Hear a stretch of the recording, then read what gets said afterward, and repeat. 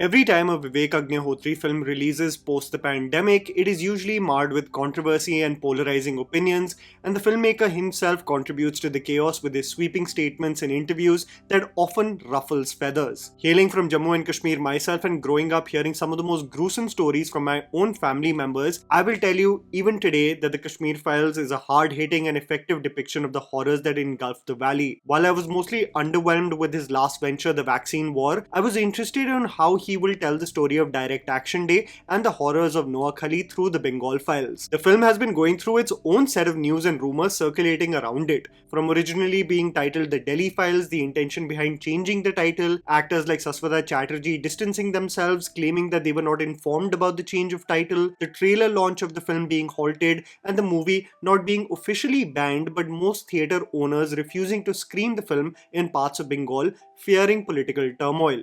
Irrespective of all of this surrounding the film, I stepped in for this movie as an open canvas. Vivek Agnihotri, much like the Kashmir Files, employs the same format of storytelling like the 2022 release. The movie focuses on Shiv Pandit, played by Darshan Kumar, playing the role of an IPS officer investigating a case in the present timeline, which through some of the characters and circumstances allows to explore the gruesome turn of events that took place on Direct Action Day in 1946 and the violence that engulfed Bengal, with specific focus on Noah Khali too. The present timeline focuses on the case of a Muslim MLA played by Saswata Chatterjee, who is accused of abducting a Dalit journalist, with Bharti Banerjee played by Pallavi Joshi being an eyewitness. The film does a back and forth between the findings of the case in the present timeline and the series of events leading up to Bengal becoming a war zone in 1946, where specifically Hindus were targeted and killed. Here's me telling you the good and bad aspects of the film so that you guys can ultimately decide whether to watch the Bengal Files in theaters or not. Cinematography and production design. The one thing I do appreciate about the film is the way it has been shot.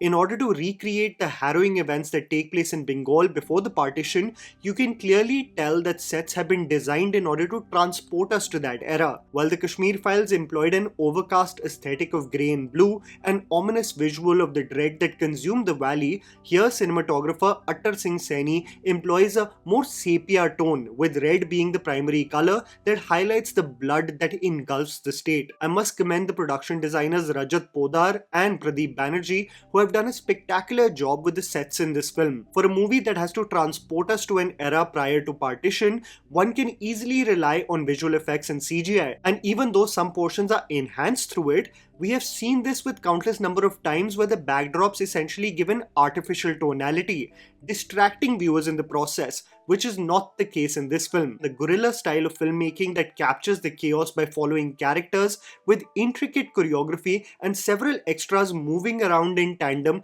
allows for a very immersive theatre experience. I was actually shocked at some of the frames I was seeing in this film on how horrifying yet grand they looked on the big screen. As one looks at the carnage caused in 1946 and the camera pans through vultures feeding on the corpses, the mob that captures a law-abiding judge, and one through a wide shot highlights the carnage with black smoke in the background, or the use of imagery with our leading character Simrat Kaur playing the role of Bharti as she takes the form of Ma Kali as one harasses, beats and torments her. Some of the images truly are disturbing, making you look away and ponder over the lack of coverage regarding this chapter of history. Disperse focus between then and now. As I previously said, the tool of storytelling utilized in this film is quite similar to what was employed in the Kashmir Files. What slightly took me aback was that Darshan Kumar is utilized in exactly the same form in both the films. An empty canvas, a presumably unbiased individual who explores all facets of history only for clarity to strike in his head as the running time of the film progresses. It made me momentarily think that this may be a sequel following Krishna Pandit's life after college. However, this is a different character. Shiv, an IPS officer who is sent to Kolkata to investigate a case and to ensure that things don't go out of hand on the ground. The issue that one will feel while watching the Bengal Files is the balancing act Vivek Agnihotri tries to do with the narrative in the present timeline and what happened during Direct Action Day. The focus keeps on shifting, and I personally felt that it took away from giving absolute justice to the atrocities that happened prior to partition in Bengal. In the Kashmir Files, while this same method was employed with the focus on JNU in the present timeline and the Kashmiri Pandit exodus of 1990, the film's core and the message it wanted to hit home was to highlight an ignored chapter of history of what happened to Kashmiri Hindus. Whereas, because the goal of the Bengal Files is to highlight how the problems between Hindus and Muslims still persist today, the focus often gets dispersed. So the expectations of the movie being on the series of events leading up to Direct Action Day, its impact and after effects are slightly dampened with this back and forth, extending even the running time to a brutal 3 hours and 25 minutes. Disturbing sequences of the massacre. When the focus of the film is on the massacre that engulfed the state, I couldn't help but be enraged at the series of events that I was seeing. We often talk about various gruesome chapters in world history: the Nanking massacre of Chinese civilians by the Imperial Japanese Army, the My Lai massacre of 1968 where Vietnam villagers were targeted by US troops, Rwanda, Nazi Germany. So much is remembered and spoken about in detail, whereas I feel like in my entire schooling and coverage of the British Empire in India and the after effects of the partition, we barely explored the horrors of what happened on the ground in Bengal and the adverse impact that leaders like Jinnah and the then Prime Minister of Bengal, Surabardi, had on the state. The horrors are absolutely tough to sit through, a film not meant for the faint-hearted at all, as the movie leaves no stone unturned in showcasing the violence with every gory detail possible. The rousing, divisive speeches given by Surabardi that ignites the mob, the justifiable retaliation by the Hindus led by Gopal Patha, the absolute violence in the mills that caused carnage, and the stench of corpses that lingered on the streets of Bengal is something that truly left me speechless. Vivek Agnihotri avoids integrating sequences with rousing background music, almost forcing you to sit with the feeling of the visuals, in silence,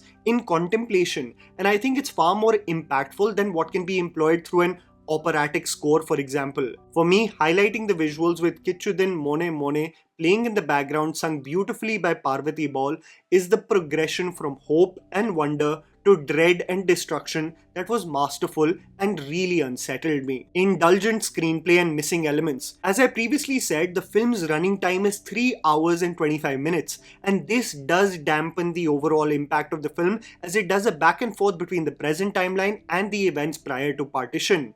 I actually cannot fault the sequences before 1947 at all in this film, other than Anupam Kher's casting, which I will come to later, but the sequences are brilliantly captured and performed. However, this screenplay of focusing on two different timelines does lead to having some missing elements before Direct Action Day even takes place. In my opinion, if the film had largely focused on this chapter and the progression of the simmering tension in Bengal, then the impact of the carnage would have been tenfold. The movie, simply through one of Surabardi's speech, creates this atmosphere of planning and sabotage, and I think Jinnah's role in motivating the mob is completely ignored in the process. If you go back in history, Jinnah claims that he wanted peaceful demonstration and protests in Calcutta, but his speech literally said, पिस्तौल हमारे पास भी हैं और हम उसे इस्तेमाल करने से डरेंगे नहीं. हिंदुस्तान या तो बटेगा या बर्बाद होगा.